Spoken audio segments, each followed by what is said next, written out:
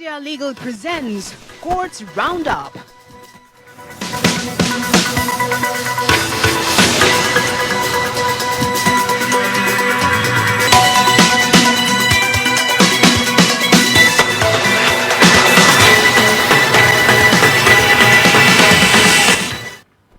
नमस्कार, courts roundup में आप सभी का स्वागत है। मैं हूं आपके साथ रेशु त्यागी। इस बुलेटिन में अगले आधे घंटे हम आपको कोर्ट से जुड़ी तमाम छोटी बड़ी खबरों से रूबरू करवाएंगे। कोर्ट की कार्यवाही और सुप्रीम कोर्ट से लेकर हाई कोर्ट और लोअर कोर्ट तक के फैसलों को आपके सामने रखेंगे। आगे बढ़ने से पहले डालते हैं एक नजर हेडलाइंस पर। राष्ट्रीय उपभोक्ता विवाद निवारण आयोग ने फ्लैट आवंटन में कोताही पर बिल्डर पर दिखाई सख्ती। आवंटन में देरी के लिए ब्याज समेत मुआवजा देने का दिया निर्देश। सुप्रीम कोर्ट ने बच्चे के अपहरणकर्ताओं को दी राहत। कहा, धारा 364A के तहत जान से मारने की धमकी पर नहीं थे पर्याप्त सबूत, सुनाई उम्र कैद की सजा। मवेशी तस्करी मामले में दिल्ली की अदालत ने टीएमसी नेता अनुव्रत मंडल को 10 मार्च तक ईडी की हिरासत में भेजा। ज्यादा पूछताछ के लिए मांगी गई remand.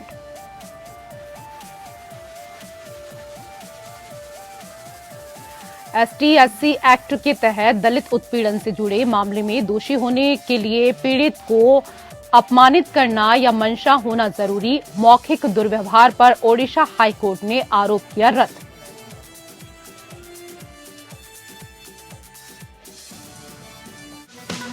India Legal presents Courts Roundup.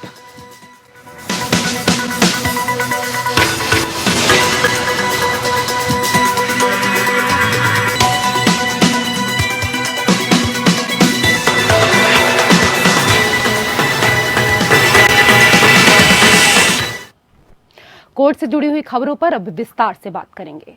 राष्ट्रीय उपभोक्ता विवाद निवारण आयोग या NCDRC ने बिल्डर को फ्लैट का कब्जा देने में हुई देरी के लिए मुआवजा देने का निर्देश दिया है। कंपनी ने अप्रत्याशित घटना या एक्ट ऑफ गॉड की दलील दी थी, जिसे खारिज किया गया और फ्लैट खरीदार को ब्याज समेत मुआवजा देने का निर्देश दिया। बिल्डर को हर फ्लैट खरीदार को ये फैसले की जानकारी देनी होगी और वेबसाइट पर भी जानकारी डालनी होगी।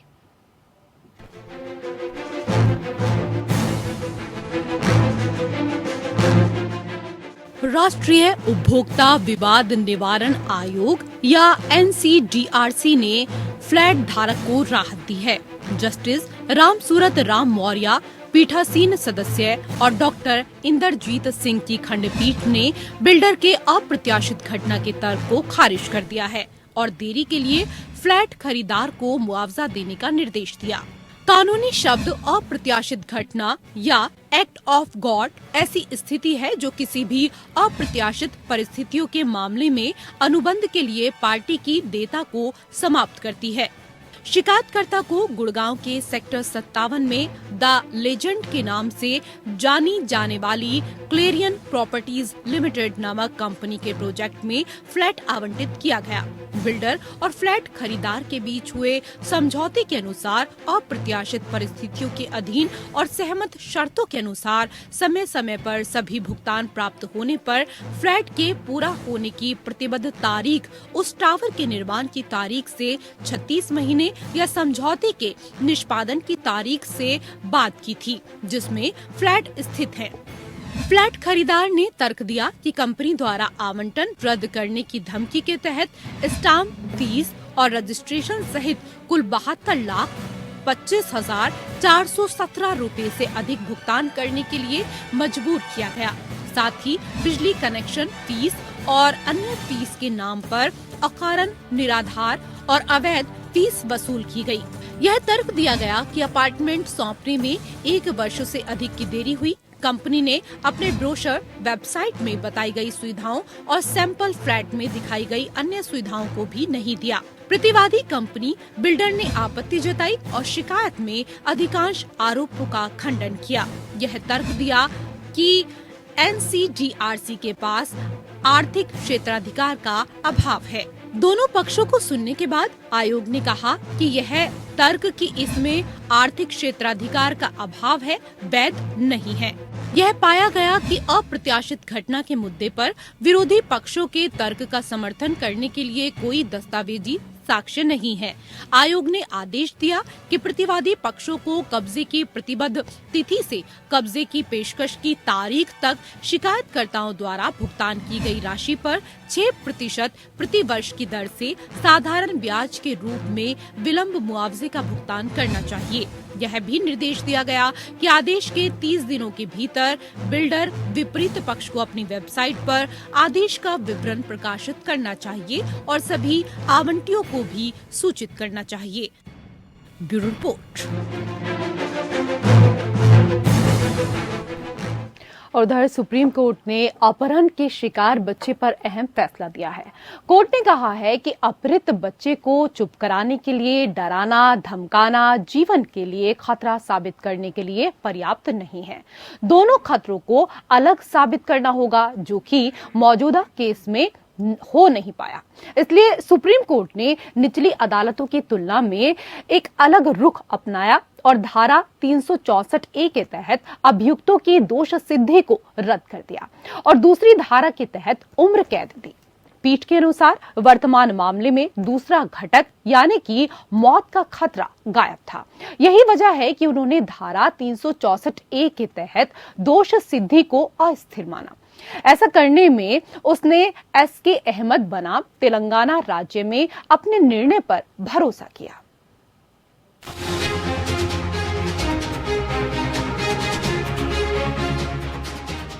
सुप्रीम कोर्ट में अपहृत बच्चे से जुड़े मामले पर सुनवाई हुई, जिसमें सबूतों की कमी के कारण अपहरणकर्ताओं को राहत दी गई। कोर्ट ने फैसले में कहा है कि अपहृत बच्चे को मदद मांगने से रोकने के लिए डराना, धमकाना, धमकी जिससे कि बच्चा चोटिल हो जाए या मौत हो जाए तो IPC की धारा 364A के तहत सजा को कायम रखने के लिए आवश्यक है। लेकिन अदालत ने दोष सिद्धि में कमी को देखते हुए उम्र कैद की सजा सुनाई।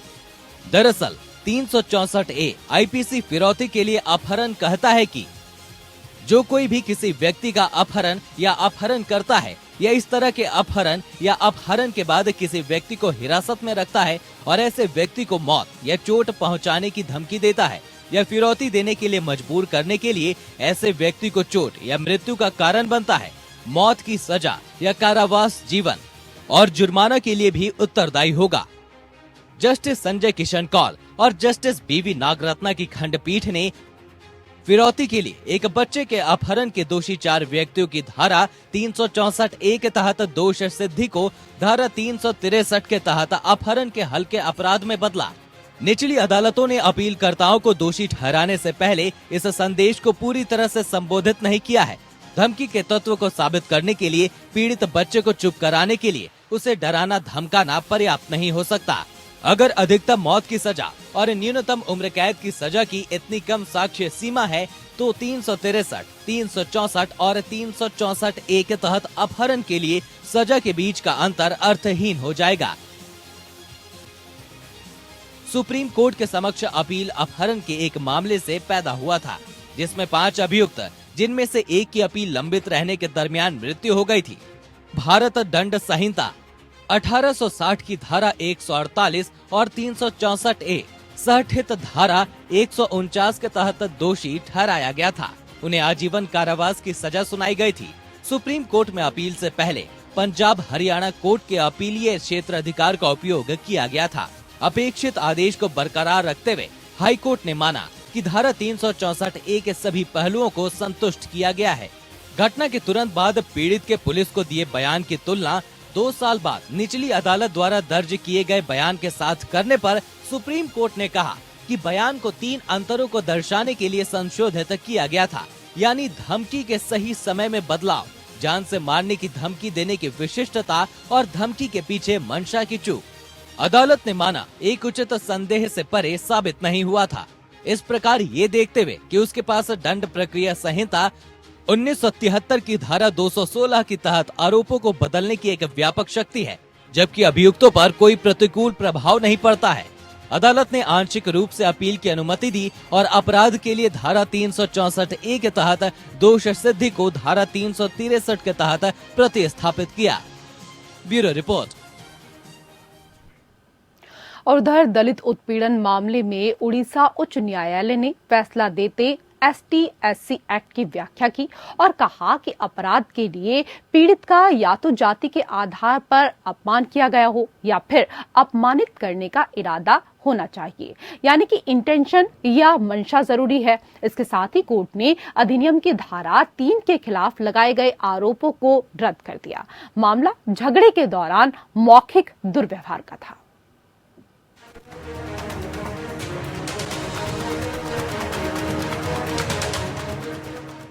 उड़ीसा उच्च न्यायालय ने कहा है कि जाति के आधार पर अपमान करने के इरादे के बिना किसी झगड़े के दौरान जाति के नाम के साथ अचानक गाली देना अनुसूचित जाति और अनुसूचित जनजाति अधिनियम 1989 या ST/SC एक्ट के तहत एक अपराध नहीं होगा। न्यायमूर्ति R.K. पटनायक ने इस बात पर प्रकाश डाला कि अपराधी द्वारा SC/ST अधिनियम के तहत किए जाने वाले अपराध के लिए पीड़ित का अपमान करने या अपमानित करने का इरादा होना चाहिए। इस पहलू पर न्यायालय ने हितेश वर्मा बनाम उत्तराखंड राज्य मामले में सुप्रीम कोर्ट के फैसले का भी उल्लेख किया, जिसमें शीर्ष अदालत ने कहा था कि अनुसूचित जाति अनुसूचित जनजाति अधिनियम के तहत एक अपराध तब तक स्थापित नहीं किया जाएगा जब तक पीड़ित को उसकी जाति के आधार पर अपमानित करने का कोई इरादा नहीं है। अदालत ने ये भी नोट किया कि जिस व्यक्ति के बारे में कहा गया है कि उसकी जाति के कारण याचिकाकर्ताओं द्वारा मौखिक रूप से दुर्व्यवहार किया गया था, उसने मामला दर्ज नहीं किया था।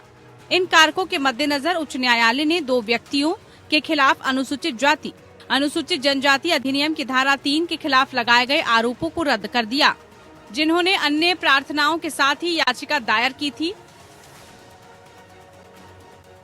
ये मामला 2017 की एक घटना से जुड़ा था, जब याचिकाकर्ता कुछ अन्य लोगों के साथ विवाद में शामिल हो गए थे।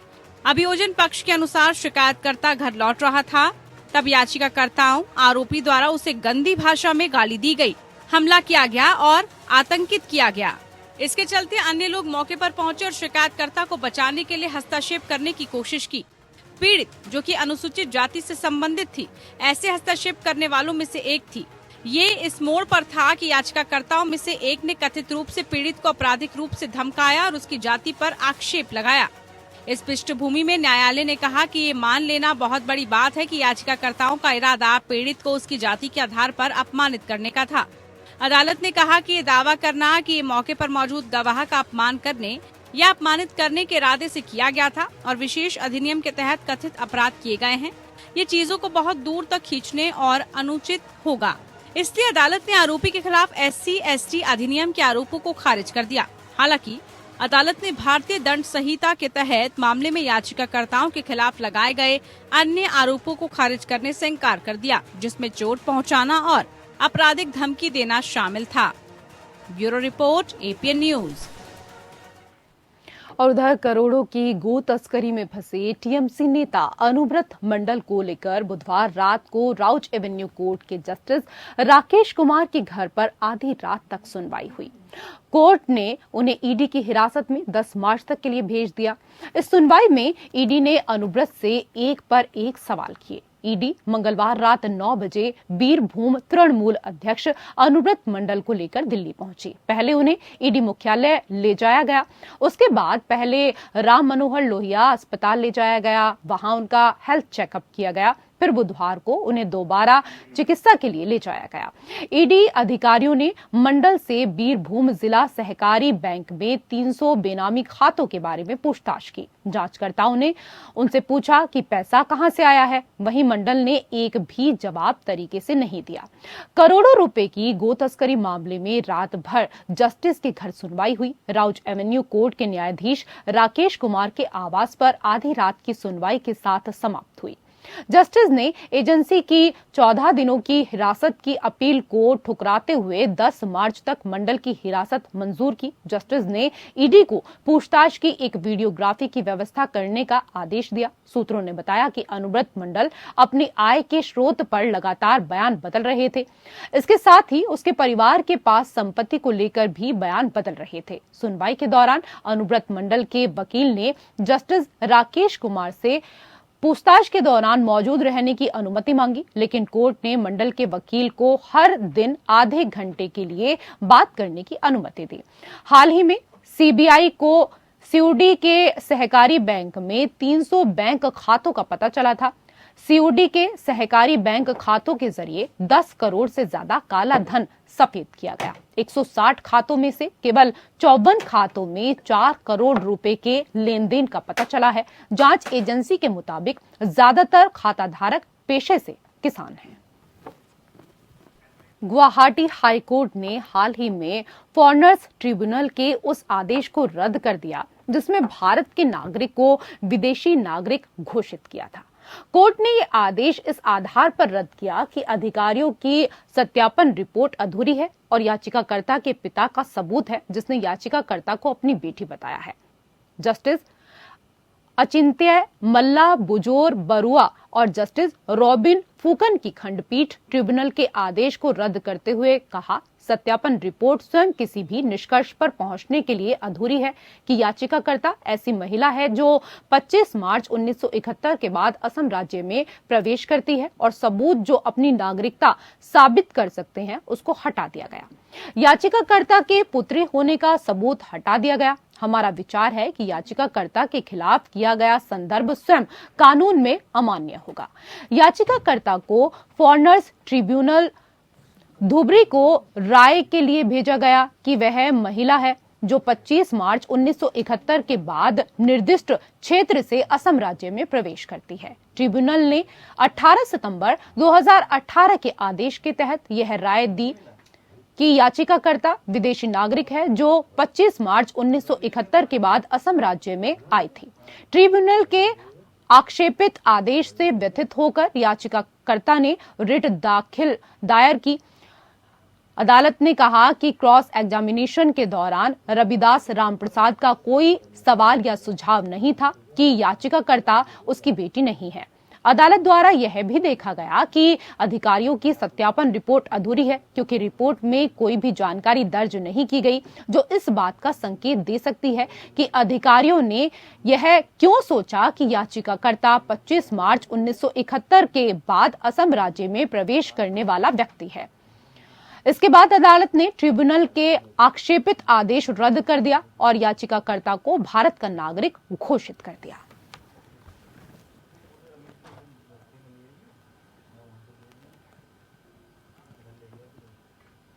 उधर इंडियन प्रीमियर लीग सट्टेबाजी घोटाले को लेकर 2014 में जी के खिलाफ धोनी द्वारा दायर मानहानि के मुकदमे के संबंध में जी मीडिया कॉरपोरेशन ने क्रिकेटर MS धोनी द्वारा उठाई गई पूछताछ को रद्द करने के लिए मद्रास उच्च न्यायालय का रुख किया। जी द्वारा याचिका दायर की गई थी जिसमें एकल न्यायाधीश के 11 नवंबर 2022 के आदेश को चुनौती दी गई थी, जिसमें क्रिकेटर द्वारा उठाई गई पूछताछ को रद्द करने की उसकी प्रार्थना को अस्वीकार कर दिया गया था। जस्टिस R महादेवन और मोहम्मद शफीक की पीठ ने एकल न्यायाधीश के आदेश पर कोई अंतरिम रोक लगाने से इनकार कर दिया, लेकिन 13 मार्च सोमवार को जी की अपील पर सुनवाई करने पर सहमति व्यक्त की। धोनी ने जी मीडिया IPS अधिकारी संपत कुमार और अन्य के खिलाफ कथित दुर्भावनापूर्ण बयानों और समाचार रिपोर्ट के खिलाफ उच्च न्यायालय में मानहानि का मुकदमा दायर किया था, जिसमें दावा किया गया था कि क्रिकेटर 2013 में IPL मैचों के सट्टेबाजी और मैच फिक्सिंग में शामिल था। उच्च न्यायालय ने उस समय एक अंतरिम निषेधाज्ञा दी थी जो जी कुमार और अन्य को क्रिकेटर के खिलाफ मानहानिकारक बयान देने से रोक दिया था।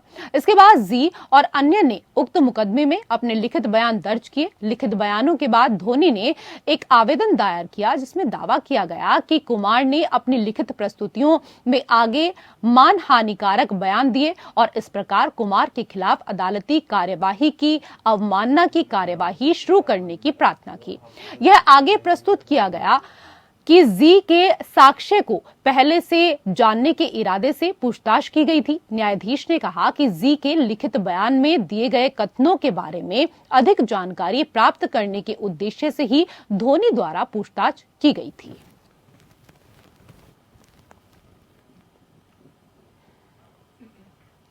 उधर मद्रास हाईकोर्ट ने समान उत्तराधिकार की मांग कर रही आदिवासी महिलाओं का समर्थन किया है। अदालत ने कहा कि हिंदू उत्तराधिकार कानून आदिवासी महिलाओं को बाहर नहीं करता बल्कि रीति रिवाजों को सकारात्मक रूप से शामिल करने का इरादा रखता है। हिंदू उत्तराधिकार अधिनियम की धारा 2 के खंड (2) में कहा गया है कि यह अधिनियम अनुसूचित जनजाति के सदस्यों पर तब तक लागू नहीं होगा जब तक कि केंद्र सरकार आधिकारिक राजपत्र में अधिसूचना द्वारा अन्यथा निर्देशित न करे। Justice SM. सुब्रमण्यम ने कहा कि हिंदू उत्तराधिकार अधिनियम की धारा 2 के तहत बहिष्करण उन क्षेत्रों में आदिवासी महिलाओं की विरासत में बाधा नहीं बनना चाहिए जहां हिंदू धर्म और बौद्ध धर्म का पालन किया जा रहा है। समुदाय में प्रचलित रीति रिवाजों के बारे में कुछ भी नहीं दिखाया गया है जहां की सूची के पक्ष संबंधित हैं। लेकिन आदिवासी महिलाएं हिंदू उत्तराधिकारी अधिनियम को अपनाने से वंचित हैं। इसलिए हिंदू उत्तराधिकारी अधिनियम 1956 की धारा 2 की उपधारा 2 आदिवासी क्षेत्र से संबंधित बेटियों द्वारा संपत्ति के उत्तराधिकार के रास्ते में नहीं आएगी जहां हिंदू धर्म और बौद्ध धर्म का पालन किया जाता है। अदालत ने राज्य सरकार को राज्य में आदिवासी महिलाओं के अधिकारों की रक्षा के लिए केंद्र सरकार के माध्यम से अधिसूचना जारी करने के लिए आवश्यक कदम उठाने का भी निर्देश दिया। अदालत ने कहा कि केवल अधिसूचना जारी न करने या इसे स्थगित करने से आदिवासी महिलाओं को पारिवारिक संपत्ति में अपना अधिकार प्राप्त करने से वंचित नहीं किया जा सकता है। इस प्रकार धारा 2/2 पूर्ण रोक नहीं है। इस प्रकार धारा 2/2 को हिंदू उत्तराधिकारी अधिनियम के प्रावधानों को लागू करने के लिए पूर्ण रोक के रूप में नहीं समझा जा सकता है, लेकिन यह केंद्र सरकार के लिए उन आदिवासी समुदायों को सूचित करने का मार्ग प्रशस्त करता है।